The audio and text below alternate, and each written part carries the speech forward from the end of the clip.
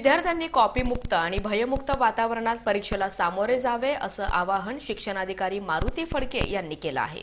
माध्यमिक उच्च माध्यमिक इयत्ता 12वीच्या परीक्षा बुधवारपासून सुरू होत असून पहिली इंग्रजी विषयाची परीक्षा होत आहे।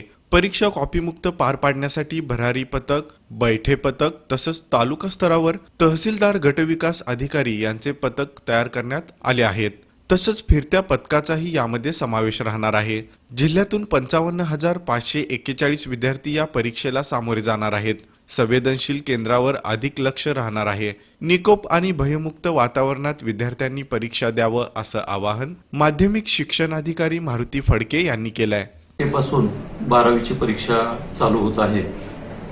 10वी आणि 12वीची परीक्षा कॉपीमुक्त अभियानामध्ये पार पाडावी याच्यासाठी जिल्हा स्तरावर खाते प्रमुखाची 18 पथके तयार केलेली आहेत। तालुका स्तरावर व्हिडिओ आणि माननीय तहसीलदार यांची स्वतंत्र पथके आहेत आणि प्रत्येक सेंटरवर बैठे पथकाचं आयोजन केलेलं आहे। 12वीची 118 केंद्र आहेत आणि विद्यार्थी संख्या आहे 55,541।